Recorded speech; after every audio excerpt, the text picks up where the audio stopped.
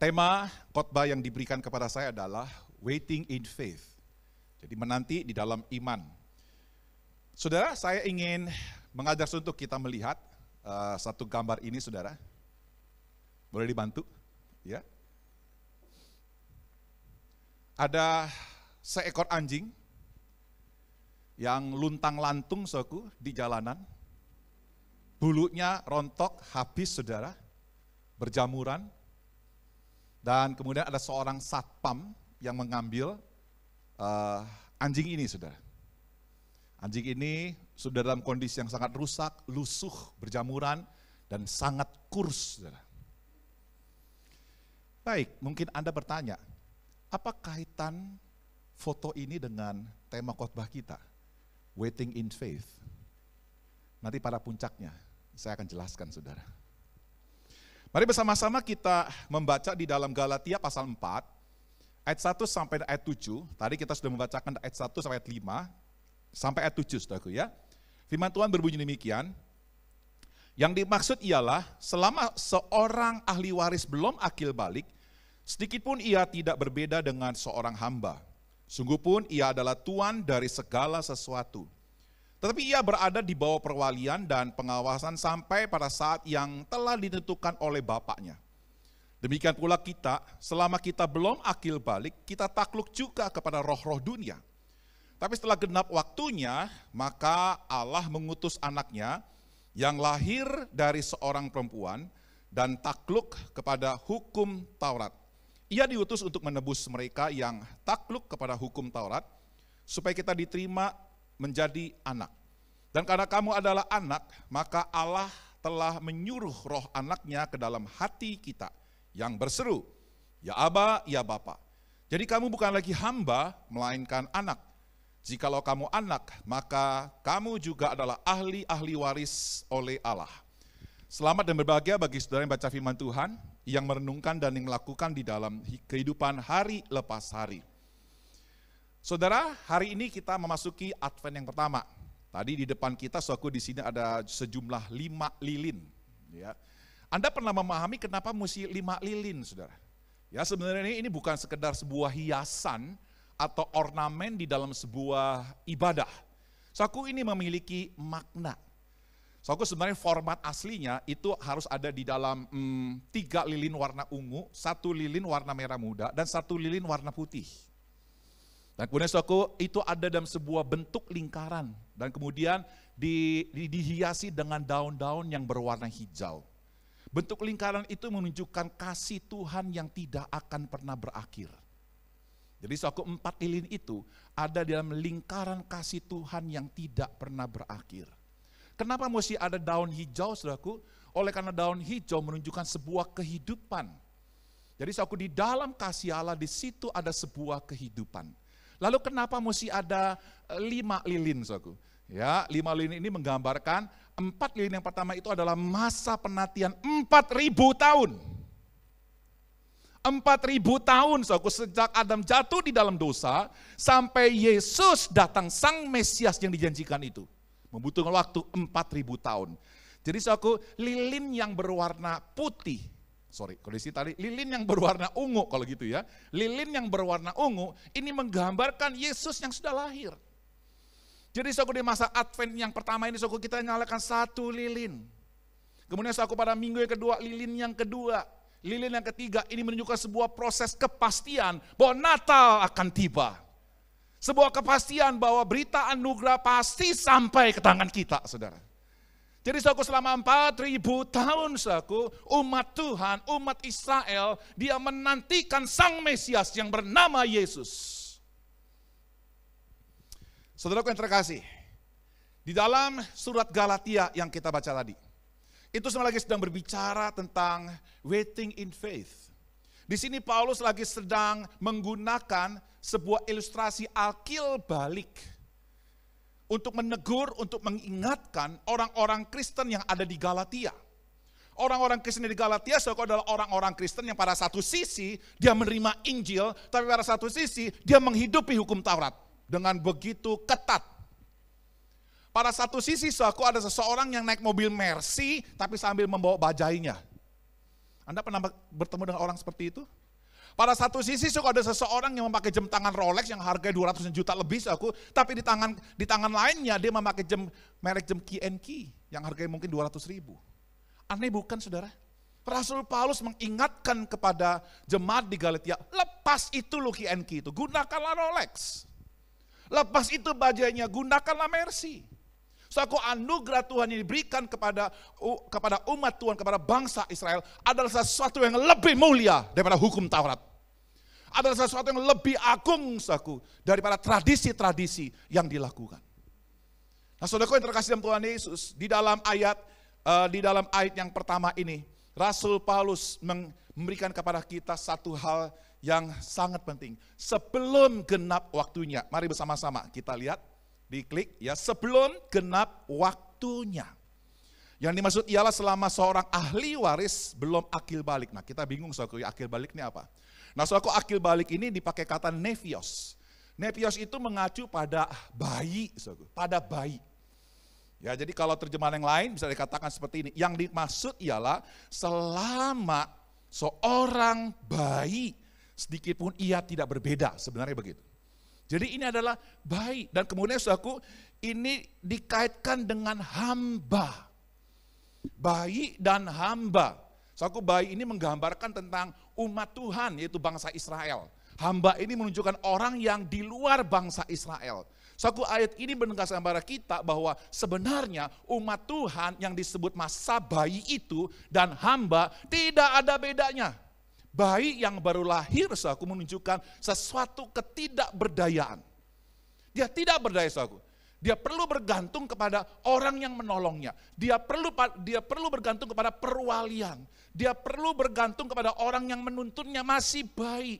Nah, demikian pula, saudaraku, dikaitkan dengan hamba. Hamba itu juga menunjukkan kepada seseorang yang pada masa itu tidak berdaya. Walaupun dia besar, walaupun badannya kuat, walaupun tenaganya besar, walaupun pintar, kalau dia seorang hamba, dia juga tidak berdaya, saudaraku. Karena hukum pada saat itu tidak memihak kepada seorang hamba. Hukum yang tidak manusiawi kepada seorang hamba. Hamba itu seperti barang yang tidak berdaya. Jadi, saudaraku, antara bayi dan antara hamba sebenarnya memiliki sesuatu yang sama. Dua-duanya diperhamba oleh elemen-elemen dunia. Saudaraku, kata takluk juga kepada roh-roh dunia, ini sebenarnya secara harafiah, saudaraku ya, itu artinya berada di bawah elemen-elemen dunia, unsur-unsur dunia. Nggak ada takluk juga kepada roh-roh, itu dalam bahasa aslinya kagak ada, saudara.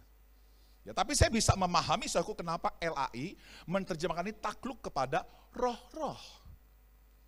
Jadi, saudaraku, baik orang yang ada di bawah hukum Taurat ataupun orang yang ada di bawah hukum-hukum yang lain, mereka sebenarnya ada di bawah elemen-elemen dunia yang dikuasai oleh kejahatan. Saudaraku, mari bersama-sama kita lihat ayat ini, saudara.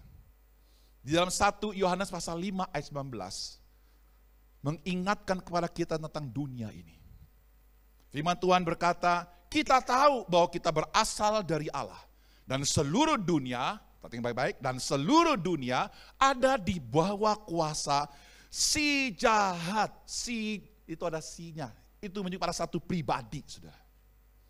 Kemudian kalau kita baca Efesus pasal 6 ayat yang ke-12, karena perjuangan kita bukanlah melawan darah dan daging, tapi melawan pemerintah-pemerintah, melawan penguasa-penguasa, melawan penghulu-penghulu dunia yang gelap ini, melawan roh-roh jahat di udara. Saudaraku yang terkasih di dalam Tuhan Yesus.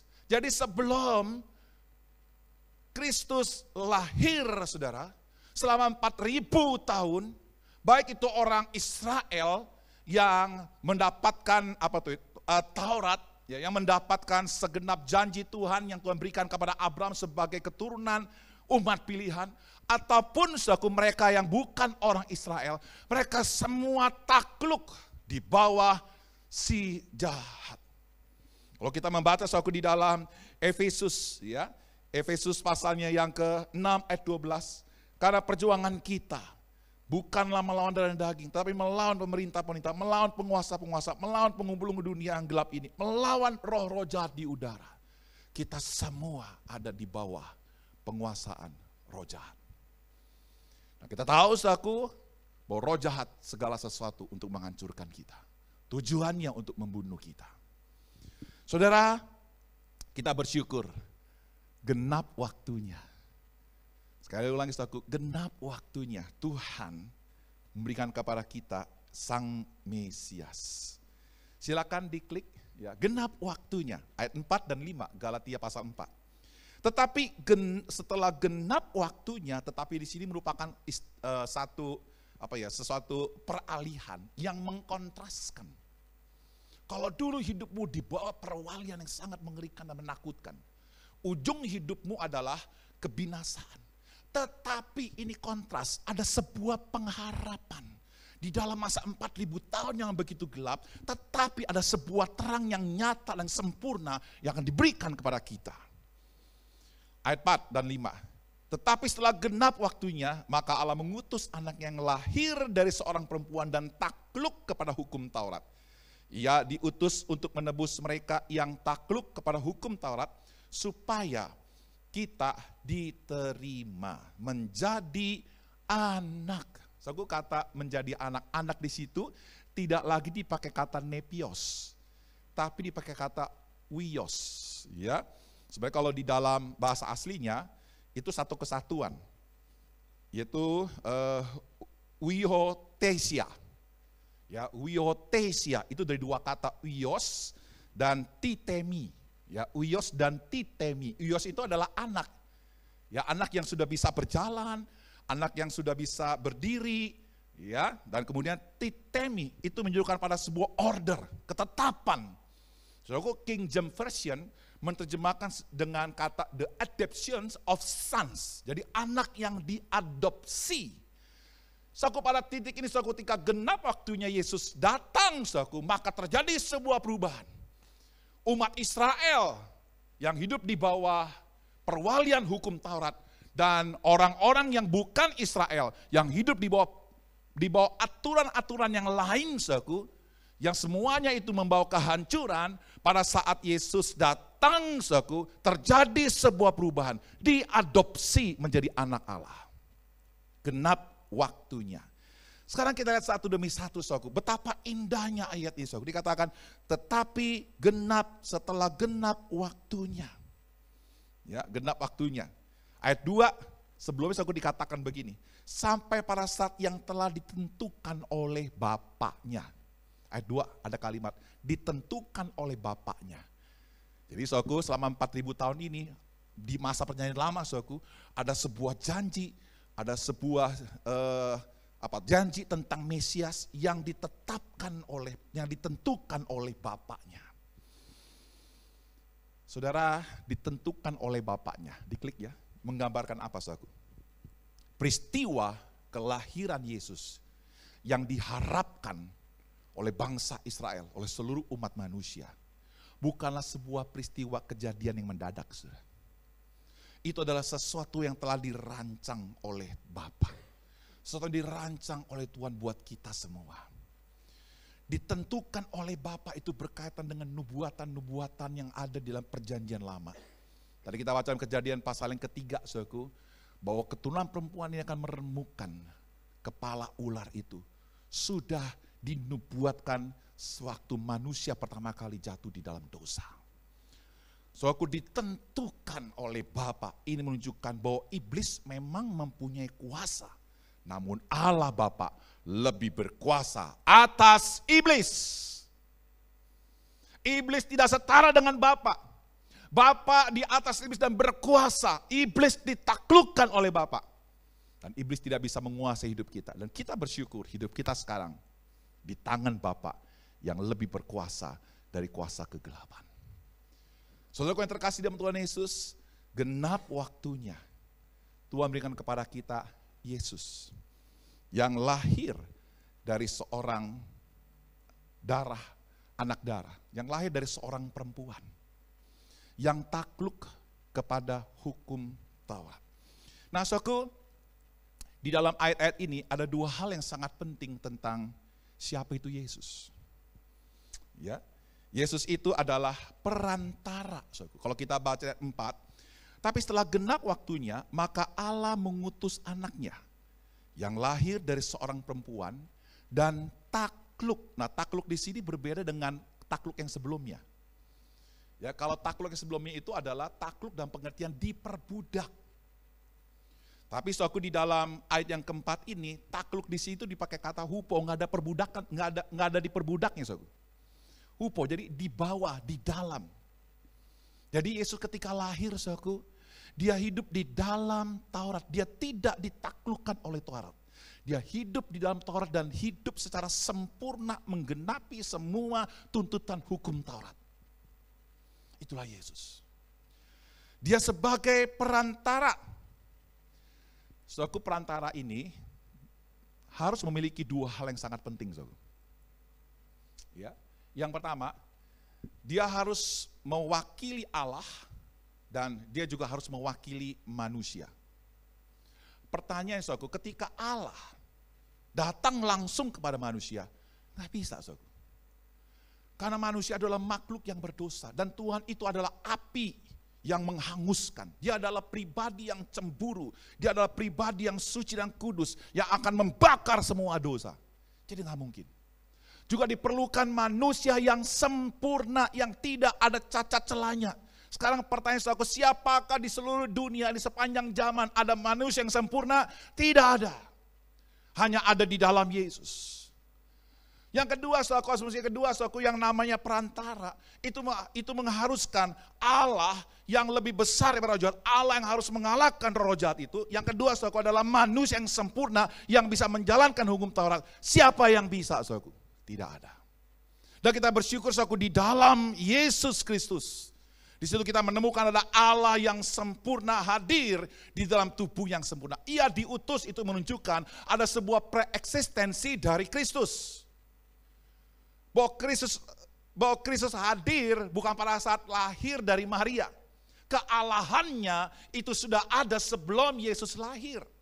Kealahannya sudah ada bahkan sebelum Abraham, sebelum Adam. Dia sudah ada di dalam kekekalan.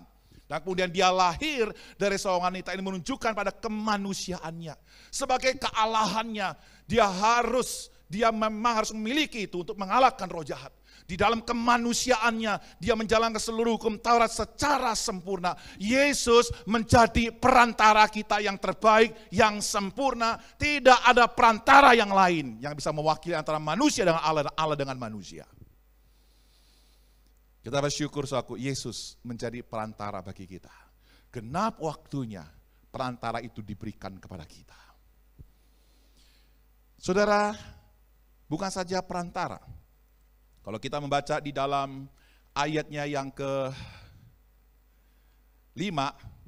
ia diutus untuk menebus mereka yang takluk kepada hukum Taurat, supaya kita diterima menjadi anak. Galatia ayat 3 ayat 13 berkata, Kristus telah menebus kita dari kutuk hukum Taurat dengan jalan menjadi kutuk karena kita. Sebab ada tertulis, terkutuklah orang yang tergantung pada kayu salib. Perantara itu, saudaraku, juga menjadi korban penebusan.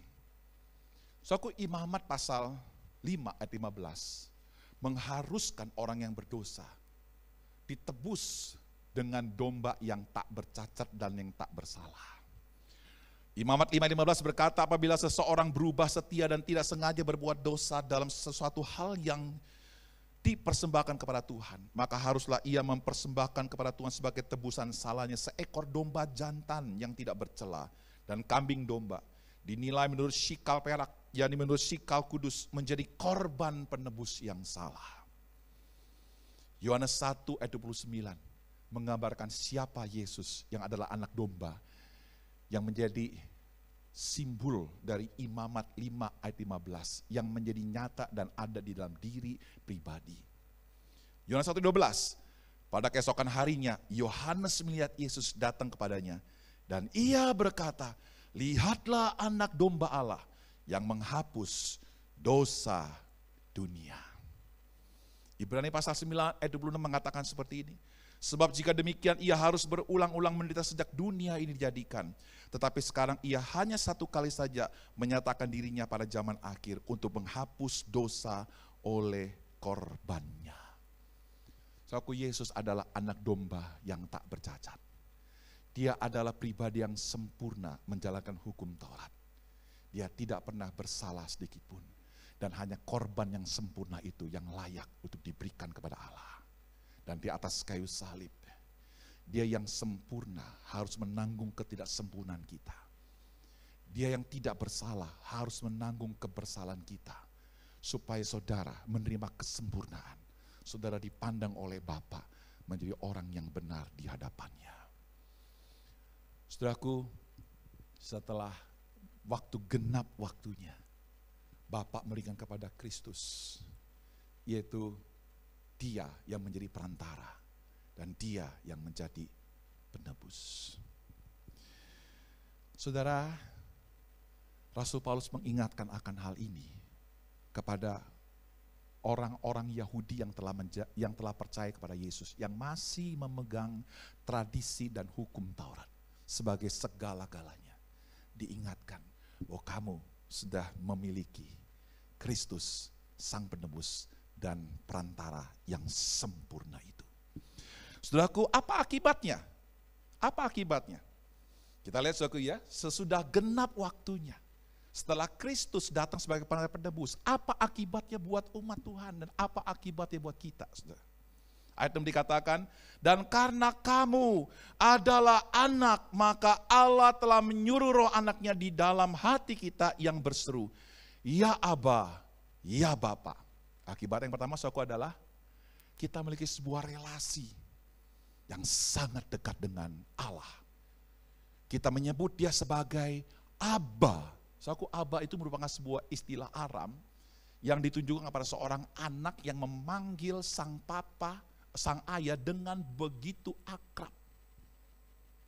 Anak saya kalau panggil saya, saudaraku, dalam bahasa kekerapannya, papi. Ya, dekat sekali saudaraku. Ya, bisa memeluk, bisa bergandengan tangan, bisa tidur bersama-sama karena saya papanya, saudaraku, akrab. Papa. Saudaraku, pada saat kita ada di bawah perwalian hukum Taurat dan elemen-elemen dunia, kita memiliki sebuah perasaan yang takut waktu kita berhadapan dengan Sang Allah.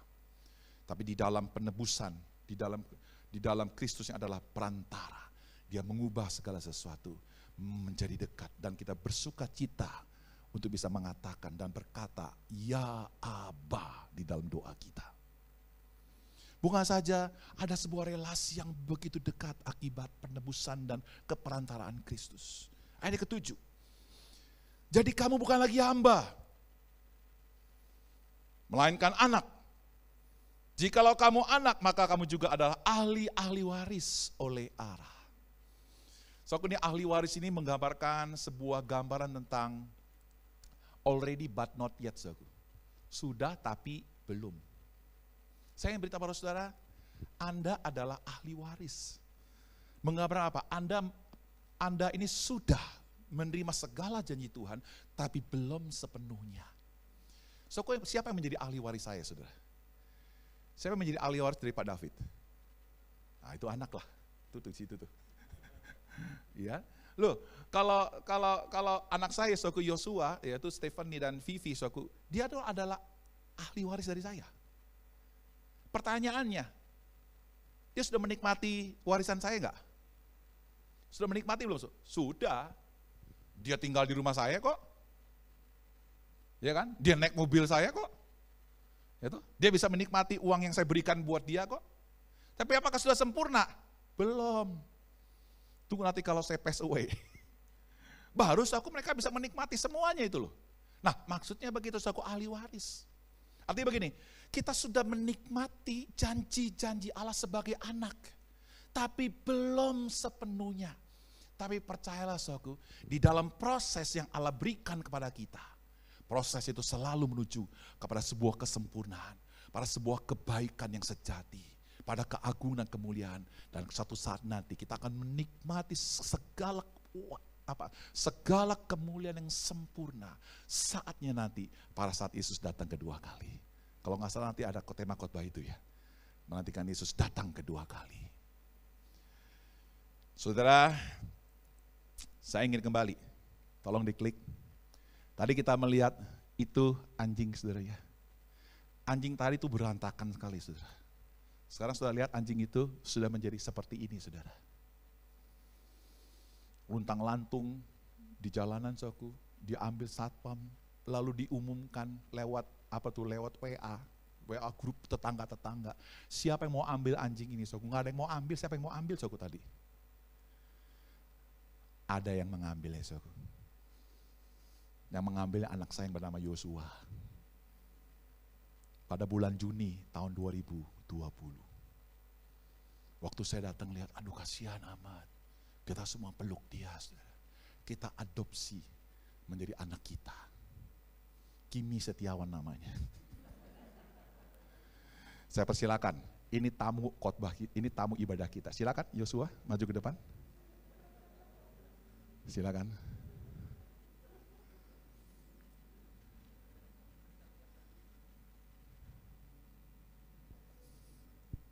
Anda lihat sosok anjing ini? Dari sesuatu yang sangat rusak, saudara. Dia punya ekornya udah tinggal kayak ranting kering, saudara. Bulunya berantakan. Coba pegang. Oh, takut sekali. Ini sangat baik sekali. Sangat baik sekali. Lihat bulunya sudah semakin tebal. Cantik bukan, saudara? Lihat dia punya ekornya, saudaraku. Aduh, bikin saya gergetan, saudara. Kenapa anjing ini menjadi sesuatu yang jadi baik, saudara? Karena ada yang mengadopsinya penuh dengan cinta. Maka berubahlah anjing ini. Saudaraku, saya ingin katakan begini. Tamu utama kita dalam ibadah kita bukan Kimi, saudara. Ini cuma tamu biasa. Tamu agung kita di dalam ibadah kita adalah Yesus Kristus. Yang lebih hebat dari Kimi. Kimi beruntung, saudaraku. Bisa memiliki seorang yang bisa mengadopsi anjing ini. Tapi saya beritahu saudara, saudara jauh lebih beruntung oleh karena ada Bapa yang mau mengadopsi saudara melalui perantaran Kristus dan penebusan Kristus. Anda jauh lebih beruntung. Silakan diklik. Mari bersama-sama kita bacakan kalimat ini, saudara. Kita bacakan sama-sama. 1, 2, 3. Pribadi teragung dan termulia dalam peristiwa Natal pertama bukanlah Yusuf dan Maria. Bukan juga orang Majus dan para gembala. Bukan juga Zakaria dan Elisabet. Bukan juga para malaikat. Namun bayi Natal, yaitu Yesus Kristus yang menjadi perantara dan penebus. Tampaknya manusia hanya budak dari dosa dan iblis dan berujung pada kebinasaan kekal. Mari kita berdoa. Terima kasih Tuhan di masa Advent yang pertama ini. Kami diingatkan akan sebuah peristiwa yang telah Engkau genapkan 2000 tahun yang lalu. Yaitu kelahiran Sang Mesias. Yang dinanti-nantikan selama 4000 tahun oleh umat Tuhan, yaitu bangsa Israel. Dan kami bersyukur Tuhan melalui Mesias, Yesus yang lahir, yang kemudian mati di atas kayu, bangkit dari antara orang mati. Membuat kami tidak lagi di bawah perwalian hukum Taurat. Tidak lagi hidup kami di bawah elemen-elemen dunia yang telah dikuasai oleh roh jahat, yang semuanya berujung pada kebinasaan dan maut. Kami bersyukur Tuhan, oleh Kristus sekarang kami boleh menjadi anak Allah. Kami boleh memanggil Engkau sebagai Ya Aba dan Bapa. Dan kami adalah ahli waris yang telah Engkau berikan kepada kami. Terima kasih Tuhan, inilah doa kami. Dalam nama Yesus kami berdoa. Amin.